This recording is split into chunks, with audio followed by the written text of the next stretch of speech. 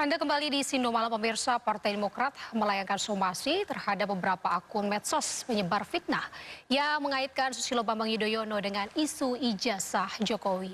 Somasi juga dilayangkan kepada seseorang bernama Sudiro W. Dubius Piliang.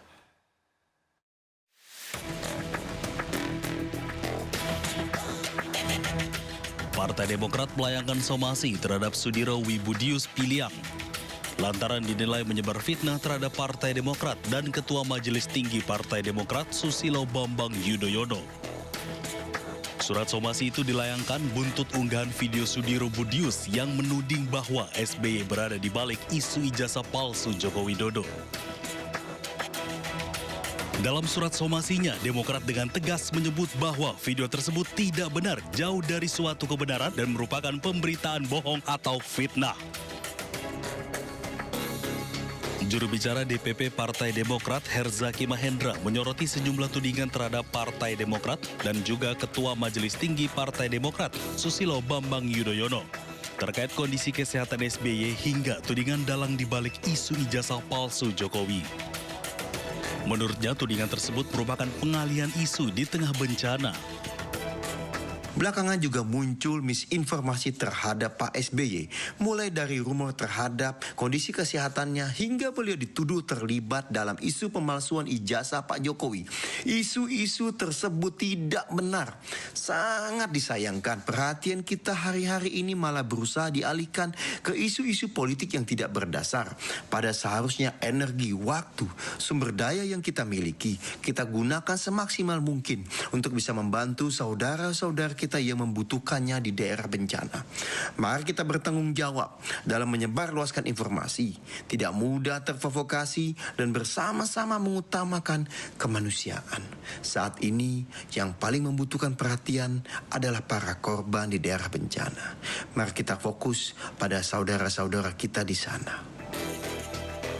Sebelumnya, Partai Demokrat dan Presiden ke-6 RI Susilo Bambang Yudhoyono terseret isu kasus ijazah palsu Presiden ke-7 Joko Widodo.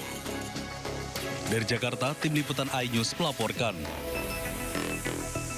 Pemirsa, MNC Live terus berkomitmen untuk memberikan perlindungan menyeluruh bagi masyarakat Indonesia. Kali ini MNC Live turut mendukung penyelenggaraan konser akhir tahun Sorak-Sorai Festival dengan memberikan asuransi jiwa bagi para penonton konser. Konser musik dan perayaan Tahun Baru 2026, Sorak-Sorai Fest, sukses digelar selama 3 hari di Istana Anak Taman Mini Indonesia Indah. Sepanjang penyelenggaraan, Sorak-Sorai Fest 2025 menampilkan deretan musisi nasional lintas genre, antara lain Bara Suara, Tip X, Viaratel, Slang, dan masih banyak lainnya. Pada penyelenggaraan tahun ini, PT Gebiar Komunikasi selaku penyelenggara Sorak-Sorai Fest menunjuk MNC Live, perusahaan asuransi jiwa di bawah naungan MNC Group, dan anak perusahaan PT MNC Capital Indonesia Tbk sebagai mitra resmi perlindungan asuransi kecelakaan diri para penonton selama konser berlangsung.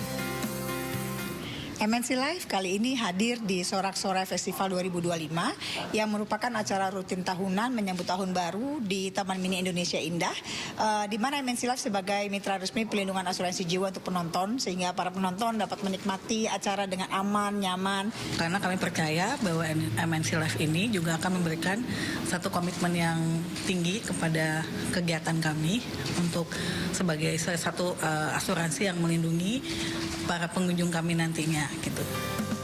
Dengan pelindungan asuransi MNC Live ini memberikan rasa aman bagi penonton untuk mengikuti seluruh rangkaian acara, mulai dari bazar UMKM, aktivasi brand, hingga zona komunitas. Yang kita harapkan itu kita mau pengunjung tuh bahagia ya, bisa datang ke acara kita, bisa mensupport juga UMKM juga kita undang ya kan, supaya kita bisa membantu ekonomi untuk lokal-lokal juga. Melalui kolaborasi antara PT Gebiar Komunikasi dan MNC Live, Sorak-Sorai Fest 2025 menutup rangkaian perayaan akhir tahun dengan sukses, menghadirkan hiburan berkualitas sekaligus meningkatkan kesadaran akan pentingnya perlindungan dalam setiap momen kehidupan. Dari Jakarta, Amrin Narida, Suryalis Santoso, iNews. Pemirsa, mobil camat Pantan cuaca Gayo luas ini hanyut akibat jembatan yang dilalui ambruk diterjang banjir. Warga bergotong royong menarik mobil di tengah derasnya arus sungai. Dalam video amatir terekam saat warga bahu-membahu menarik satu unit mobil dari derasnya arus sungai. Mobil itu adalah mobil yang ditumpangi oleh Camat Pantan Cuaca. Gaya luas yang terseret arus akibat jembatan yang dilintasinya ambruk. Jembatan yang dilintasi oleh mobil tersebut tiba-tiba ambruk akibat diterjang banjir. Beruntung warga yang berada tidak jauh dari lokasi segera mengikat mobil dengan tali dan mengevakuasi ke pinggir sungai.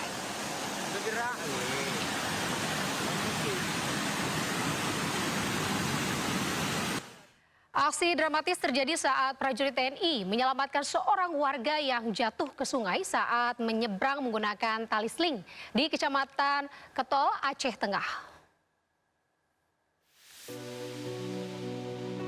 Kejadian bermula saat seorang warga hendak menyeberangi Sungai Berawang Gajah dengan tali sling karena akses darat terputus akibat banjir.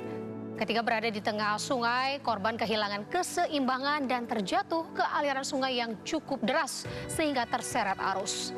Satu prajurit TNI berenang menyelamatkan korban kemudian membawanya ke darat.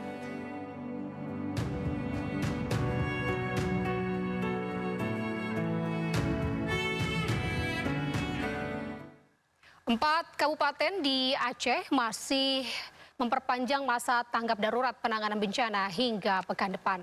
Perpanjangan dilakukan karena dampak banjir dan cuaca ekstrim masih sangat mengganggu aktivitas sosial dan ekonomi.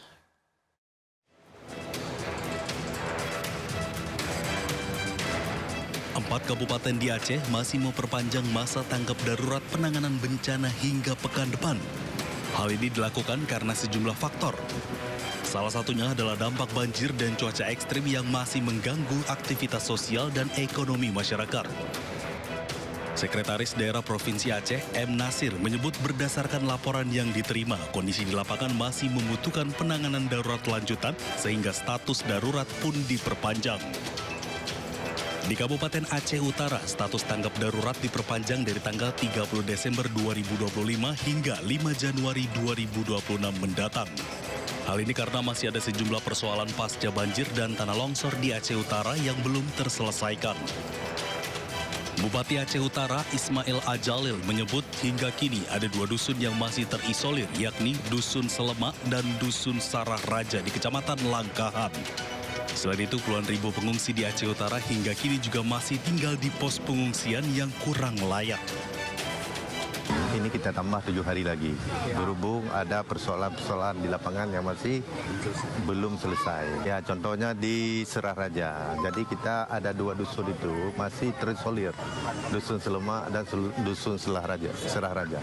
Itu kan masih harus menggunakan bot untuk mengantarkan logistik ke dalam. Selain Aceh Utara, Aceh Tamiang juga memperpanjang status tanggap darurat sejak 24 Desember 2025 hingga 6 Januari 2026. Kabupaten Aceh Tengah memperpanjang masa tanggap darurat mulai 30 Desember 2025 hingga 8 Januari 2026. Sementara Kabupaten Bener Meriah memperpanjang masa tanggap darurat mulai 31 Desember 2025 hingga 6 Januari 2026.